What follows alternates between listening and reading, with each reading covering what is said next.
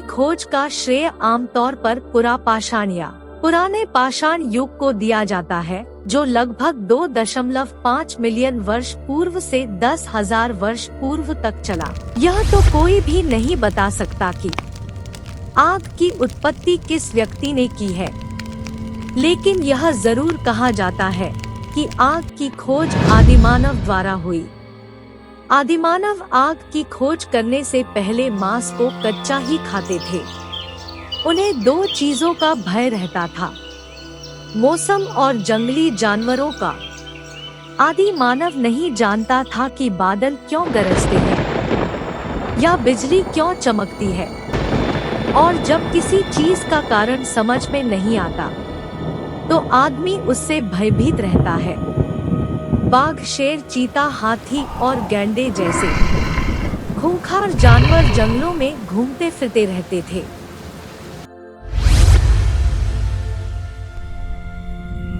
इतिहासकार बताते हैं कि संभवतः सबसे पहले आदिमानव ने बिजली गिरने या ज्वालामुखी विस्फोट के कारण लगने वाली प्राकृतिक आग को देखा होगा और उसकी तपन को महसूस किया होगा, मगर पास जाने से डरता होगा। कुछ इतिहासकारों के अनुसार एक दिन जंगल में बिजली गिरने से आग लगी होगी, जिसको देखकर आदिमानव डर गए होंगे या वहां से भागे होंगे। आग में कई जंगली जानवर भी जल गए होंगे। आग के बुझने के बाद आदिमानव आग के जले हुए टुकड़ों के नजदीक गए होंगे, जहां उनको जानवर का पका हुआ मीट मिला होगा, जिसको खाकर आदिमानव को अच्छा लगा होगा।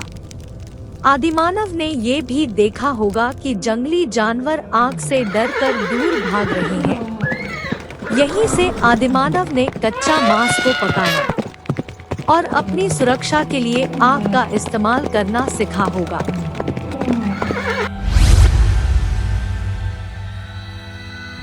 आग की खोज के लिए एक और मुख्य कारण इतिहासकार बताते हैं कि आग का आविष्कार पत्थर टकराने से हुआ था। एक बार की बात है, जब कुछ आदिमानव एक जगह पर बैठे हुए थे, जिनमें किसी ने पत्थर पर एक पत्थर फेंका जिससे आग की चिंगारी निकली, जिसे देखकर आदिमानव आश्चर्यचकित हो गए।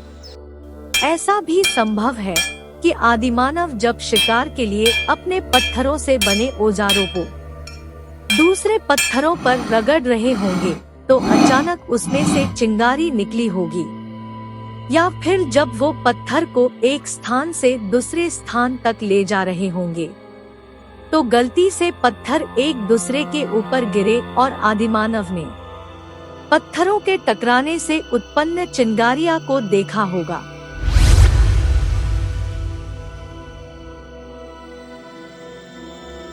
आग उत्पन्न करने की एक और विधि थी घर्षण विधि। आग उत्पन्न करने की सबसे सरल और प्रचलित विधि लकड़ी के पटरे पर लकड़ी की छड़ रगड़ने की है, और प्राचीन भारत में भी इस विधि का प्रचलन था। इस यंत्र को अरणी भी कहते थे। इस विधि से आग उत्पन्न करना भारत के अतिरिक्त श्रीलंका, सुमात्रा, ऑस्ट्रेलिया और दक्षिणी अफ्रीका में भी प्रचलित था।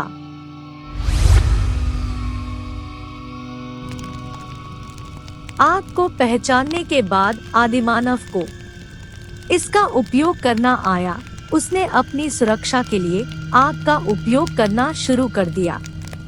उस समय आदिमानव गुफा के मुंह पर ही आग जलाते थे, ताकि जंगली जानवर गुफा के अंदर प्रवेश न कर सके। उसके बाद धीरे धीरे आदिमानव ने सर्दी के मौसम में तूफानी रातों से राहत पाने के लिए आग का इस्तेमाल करना शुरू कर दिया। मांस को वो पकाकर खाने लगे, जो पहले से ज्यादा स्वादिष्ट था और पचाने में भी अच्छा था।